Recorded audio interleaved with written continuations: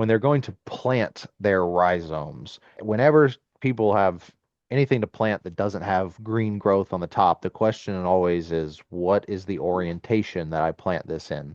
Through what we've talked about here, horizontally is going to be the best way to put them under the soil. Those little nodes is what they are, but they look like little dots along whatever type of rhizome you're planting.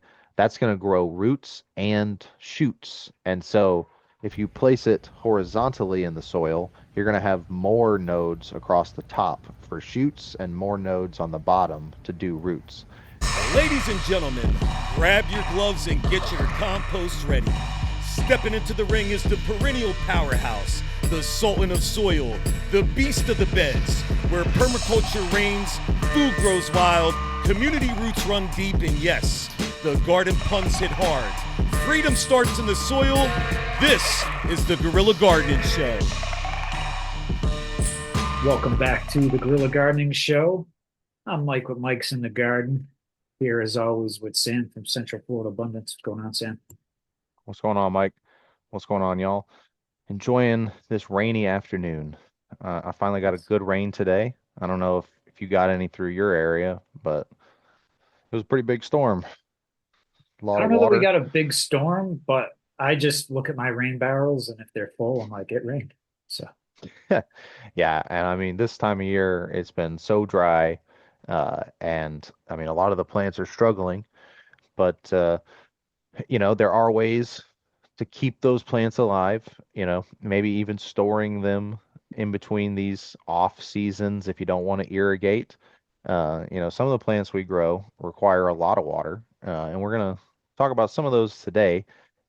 A lot of the turmeric and gingers require a lot of irrigation, or if they're not in a wet and environment to begin with. And so, because of the nature of these plants, it is possible to remove the topic of our episode today, the rhizome.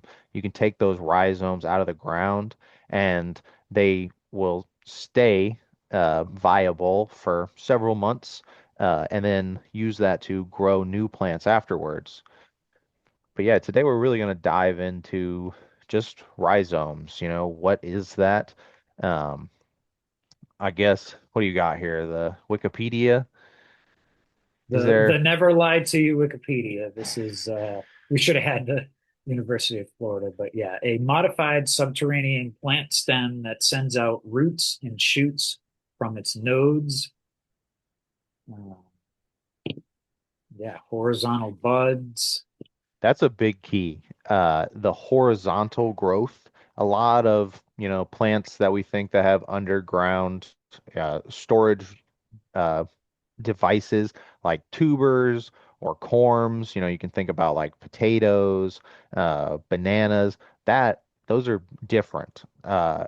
They are, masses of material that form underground, whereas the rhizomes will actually grow horizontally, like we see here in this picture, and propagate that above growth further away from, that central place. They can actually travel some distance underground before they pop up.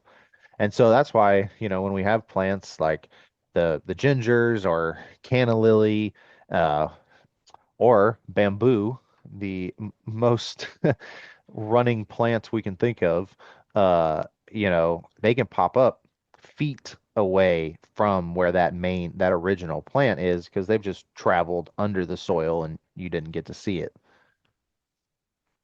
Yeah, I wonder what the so root of this word is. I'm sure, like, I mean, rhizominous, rhizome is like root zone. Uh, but I don't know. that's just giving us the I did have this this was from like the Arkansas agricultural I don't think it specifically said in here either the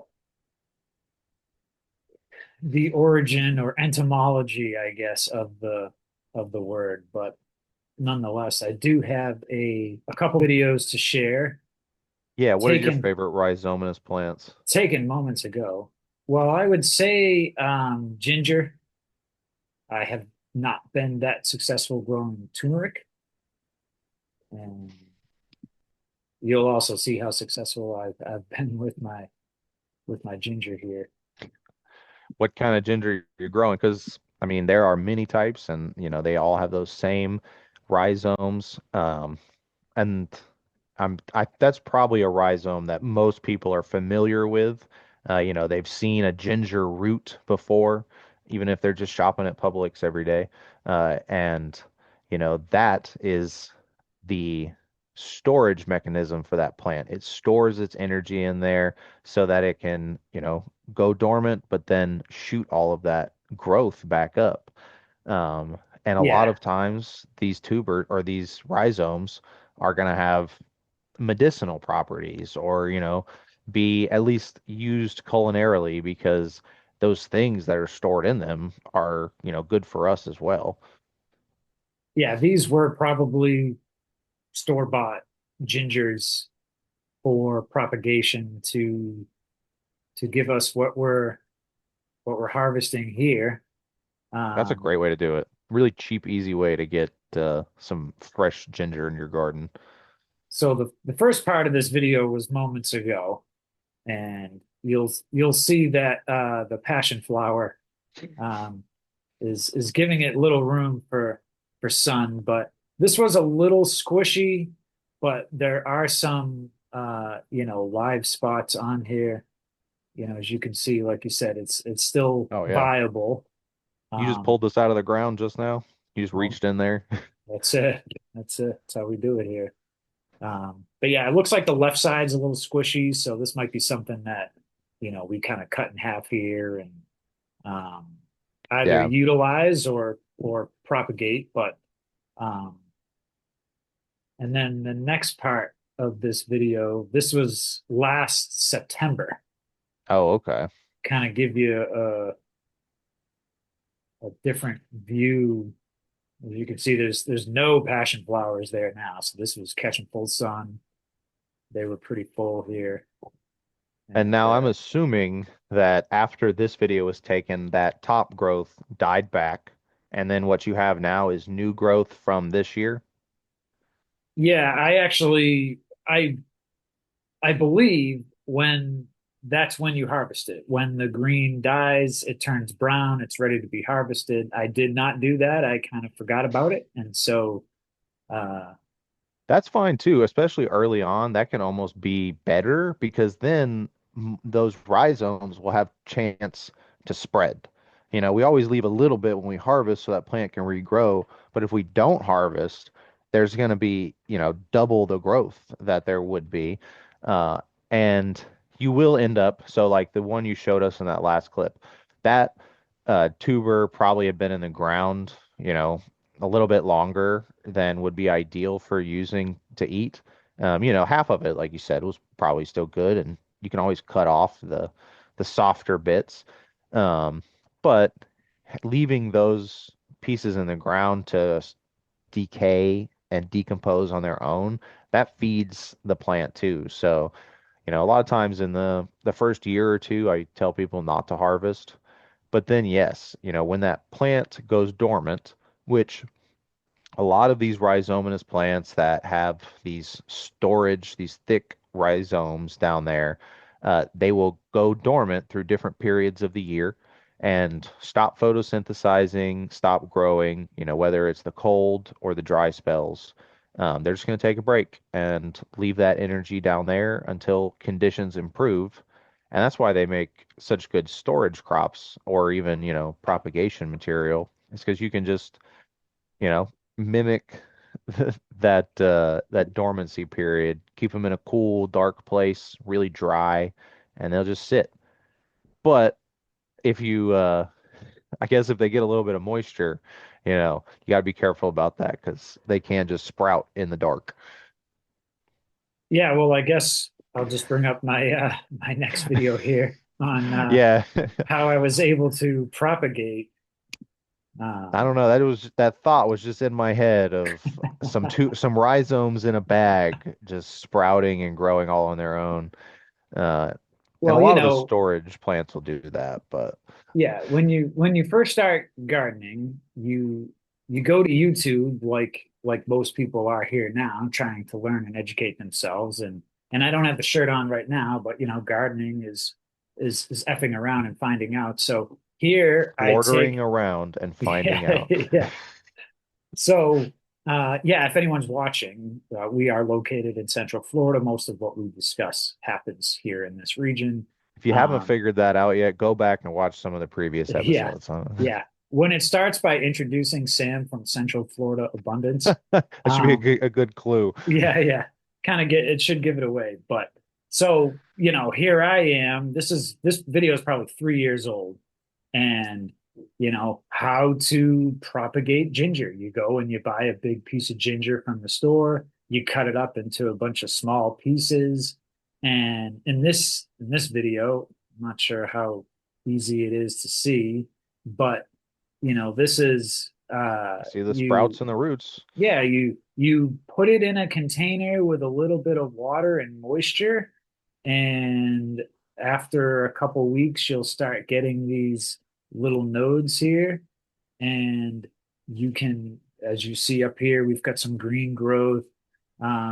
These little growths here will eventually turn green once you get them in the ground. But I wouldn't say that's necessarily what happened to me. Um, some of these, I think, because they were around so much moisture, wasn't really beneficial for them. Um, Yeah, you definitely, when you're trying to germinate or sprout things without soil, balancing that moisture, too much is a problem and too little is a problem. And so, it's a lot you got to take on. However, in my same, YouTube process here, it said that you can plant them in shallow pots because, as we discussed, they're horizontal growing plants. And so this was just in a um, In the dirt. yeah, this is like a 4 to 6 Oh, it's a inch, really shallow pot. really, yeah, Yeah. maybe not even more than 4 inches. So you did them in there with the plan of transplanting them out into other places? Yes, and probably the transplanting may have been what disturbed them to the point where they didn't really survive that great. Um, this was also year one of the food forest, so Oh yeah, it was rough out there then. it was, yeah, yeah, yeah. It might have Year been one is like, not a good time for the gingers. yeah, I mean, this might have been like too heavy on the garden soil that was brought in, and not enough, time for all the inputs over the last few years to mix in with the native soil to really kind of establish itself. But I mean, it looks pretty. So Yeah. So that does bring up a point uh that some people probably will ask themselves but not think about right now when they're going to plant their rhizomes. Whenever people have anything to plant that doesn't have green growth on the top, the question always is, what is the orientation that I plant this in? And I think, through what we've talked about here, horizontally is going to be the best way to put them under the soil. Those little nodes is what they are, but they look like little dots along whatever type of rhizome you're planting. That's going to grow roots and shoots. And so if you place it horizontally in the soil, you're going to have more nodes across the top for shoots and more nodes on the bottom to do roots. And, you can see in one of your previous videos, Mike, that, when they sprout, it does, push the soil away. And sometimes the new growth of rhizomes will be closer to the surface. So when you plant one, you don't want it too deep in the ground. It is going to depend on how big the rhizome is. Some of the plants are have a lot larger rhizomes than others. Bamboo, for one. Snake plants also have really uh, deep rhizominous. They look like tubers, but I guess We looked it up before this, and they are rhizomes. Um, and so, you know, judge it off the size of the thing, but then try to keep it horizontal with as many nodes facing up and down as possible. Yeah, And what, yeah, the canna lily. Did you have any videos of your canna lily? Uh, I do. okay. I do have real quick this. So our friend Ralph brought me Oh, some ginger and turmeric a couple months ago, and I just forgot them in this brown paper bag. They've been inside, it happens. so So more so often than anyone will admit. yeah, it's been inside. So maybe 70 high 70 degree temperature, air conditioning. But I looked at this the other day, which prompted me to say, hey, we should do an episode on rhizomes, especially since Mike from Ever Oak hooked it up with some canna lily as well. Um, but Nice. but this is what is probably one of the easier Huh. ways to propagate this ginger. This didn't require any container and moist paper towel. There's the turmeric. Wow. Um, That actually looks really good. yeah, yeah. So hopefully this kind of, and like anything else, if you get a big chunk of ginger, break off your little pieces, stick some in a brown paper bag for a month or two and see what happens. Try it If with it's the fresh. Like, moist. Yeah, yeah, yeah, if you got a good fresh piece, but I mean, if you have a big piece that looks bad, this right here shows you that, keep it together and you can still, get a plant off of it. yeah, Uh, and I mean, these will probably need to be like babied. You put them in a pot in the shade for a while and hand water the heck out of them, just because they've never seen the sunlight, yeah, yeah, like bubble children. yeah. So, Uh, but but yeah, I thought yeah. that was pretty cool. That's awesome. And, you know, that just goes to show that even when we're negligent, nature's still gonna find a way, do everything it can to survive. So canna lily is something new to me. I guess we should bring up a video of what, or at least a photo of what a canna lily actually looks like. Um, Oh, I plant them so much and I never really I always cut them down when they start to flower and people look at me like I'm crazy. They have beautiful flowers, yeah. but they make a lot of seeds on top of their rhizomes. And so I use them for chop and drop. And it's a wonderful plant. I've also heard, I don't know if Mike talks about them, Mike from Ever Oak, but you can make dye or something with the flowers, Hmm, and then maybe some part of it's edible. okay. Yeah. You're not sure. I gotta fact check myself. Yeah, I'm not entirely sure, but this is so he had a volunteer event. I went there, volunteered. He was gracious enough to hook me up with some, I forget the grasses that I got. It wasn't What Napier color was it? grass. It's green. Starts with a W. W. Are you sure it's not Moombasa? Maybe it is Mombasa. Be an upside down W. What other grasses? He's got Napier, Moombasa. I don't think he really uses vetiver. Hmm. I Um, really only he's got the big wide Moombasa grasses. yeah, maybe it is the Mombasa. But nonetheless, he let me take some of these canna lily cuttings as well. And so I have three of them around the front and backyard now. This one's in the front. This one's probably afternoon sun. That's the newest area of the front lawn turned garden. Um, so we've got one there with afternoon sun. It's a good spot.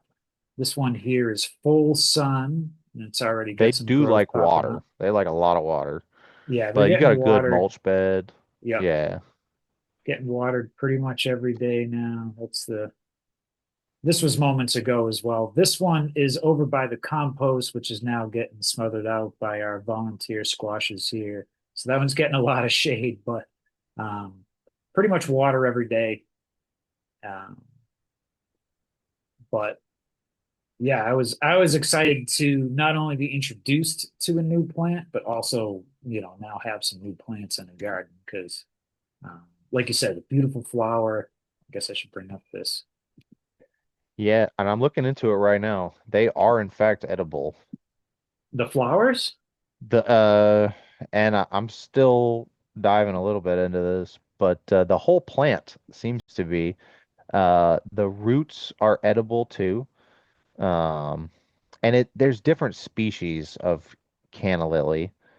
Yeah, I don't know if you're looking at this here, Sam, but I mean, we've got orange Yeah. flowers, red flowers, pink flowers, orangey red. There's even this Well, like purple leaf red flower so one. the common one is what is that? Canna indica. Uh, and these are just different cultivars of that. I It's do either love can a or good canna indica. coquina. Oh, canna coquina C indica, and then there's canna edulis. Hmm. So I guess that's where so what I'm looking at right now is Eat the Weeds. Uh, if y'all haven't been to this website, Eat the Weeds, uh, it is a wealth of information on all the plants around you. It's actually got a nice picture here of Canna edulis. Yeah, there you go. And Hmm. so the Canna confusion, there's a lot of different varieties. Some are more edible than others. And some may have some toxicity. So, I mean, it's one of those that you do have to be careful of. But in a lot of cultures that grow it, grow known varieties, they're, using it for medicinal and edible purposes. Okay. Golden canna, Yeah, I think Flaccidia. Mike's had like a red flower and He's growing that indica.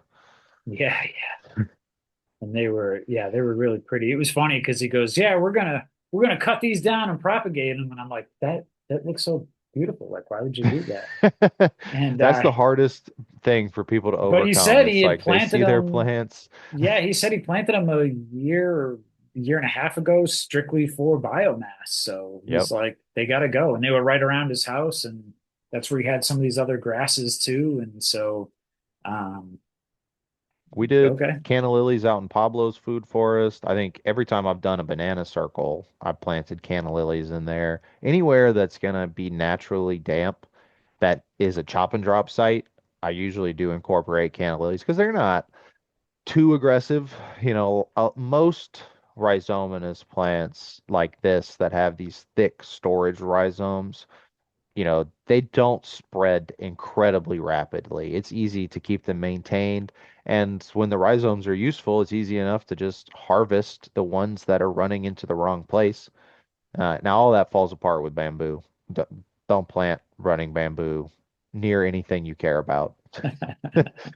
That one's uncontrollable. Doesn't matter what you put in. yeah, cool. But I'm very interested. One day we'll have to do an episode just on canna lilies, I think, and really dive into all the uses. Because, I mean, it's a plant that most, Lowe's gardeners, that I don't mean offensively, it's just what a big, that's most people get their stuff from big box nurseries. And this is a plant that is commonly sold at really every nursery. The broad spectrum. It's used in landscaping a lot. Um, but you know, it's got so many functions beyond just being there and looking pretty. It's a deep plant. It's got layers and rhizomes. It's not an Yeah. onion. That's not rhizomatous. I do have make sure I did get this video. Um, yeah, so this one I've had anytime someone throws a plant away, I have to take it. I don't know what my problem is. I wouldn't say I'm like hoarder level tendencies, but He's got a Um, plant rehab going on. yeah, I'm leaf of life plants. I'm trying to Oh, think, I'll give you ferns, some. regular hibiscus. I'm trying to think of the one that's flowering now. It's got a real pretty flower on it now, but um, corn plants, which those are, I don't know even know if there's a purpose to those, but anyways, someone left this. It's a type of ginger. I was looking it up a few minutes ago, and of course, it was under a fern plant for. Can you see this? Not yet. I still see the web page. Okay, so yeah, I gotta stop this and go there. Producing this show on the fly, people. All right, so yeah, this is a type of ginger, and And you picked up some of those ferns in there with it. well, this Oh, was under a fern plant, and so that just okay. naturally Oh, found its it's way like a there. spiral ginger, but it looks kind of sad at the moment. Yeah, it hadn't gotten water for a while, and Oh, then okay. um, of course I just had it up here, and now it's gone. But um, what kind of ginger did it say? It Yeah, I said, mean, the gingers are definitely gonna, I think it's definitely spiral ginger. Uh, is that? yeah, this says And it could be butterfly ginger, but I oh, don't know. I think because the leaves are so shriveled up, it thinks it's something else. But it's also in a shady corner, and I do need to. It's been in this pot for almost 2 years. I got to break it up, move it huh, around, put it somewhere you probably else. got a lot of rhizomes in there. Yeah, and And yeah, I mean, we haven't even touched on like half of the rhizomatous plants. In a lot of non-American countries, there's going to be a lot of rhizomes that are in, people's diets commonly. But I mean, for us, gingers and all the different varieties of gingers is definitely one of the most common things that we deal with. I mean, shampoo ginger, we did an episode on that, I think, before. And that's another one, really that whole uh, genus, um, with a couple others also. yeah, my shampoo ginger did die. It did not propagate. This was probably one of the last videos where it had any kind of green on it, and it shriveled up and died shortly after. What do you So, think happened to it? I think it wasn't getting. I mean, it's planted near where my compost had been for several years, so I don't think it's a nutrient thing. I think it probably didn't get enough water. It's at this Probably. time it seemed to be choked out with a ton of weeds too. So, um, I just don't think it had the best chance of surviving. That is an important thing to note, when we're planting these uh, seasonal rhizomatous plants that are going to go away for a couple months, whether during the dry or during the winter. You gotta, make sure that those areas where they are don't become overcrowded in the meantime because they need room to come back and reemerge for you so they can keep photosynthesizing and growing more rhizomes. So I like to mark the areas, in the off season. When the leaves start to go dormant, you put some flags or a sign or something in, and then you can know that something should be coming back here eventually. Yeah, this is the exact same spot where the canna lily is now, Oh, and okay. all that volunteer squash growth that we saw. So I'm not too worried because the squash are, um, on top of the ground, but it may smother sunlight from getting in there, but it As long does as the get. canna lily gets above the squash leaves, it should be fine. Oh, is the canna lily up yet? Um, It it's should be it's all right. working on it. Yeah, I think it'll be Yeah, okay. I think it'll be okay. But but yeah, man. nice. Well, So hopefully y'all out there, learned something. I think, rhizomes as gardeners is something that we deal with a lot, but maybe we don't really think about what it is we're dealing with. And so, now understanding how that plant mechanism works, it's going to answer a lot of questions that may come up when we're going to plant or we're working with our rhizomatous plants. And so, hopefully that helped y'all out there. I want to see people's favorite rhizomatous plants in the comments down below.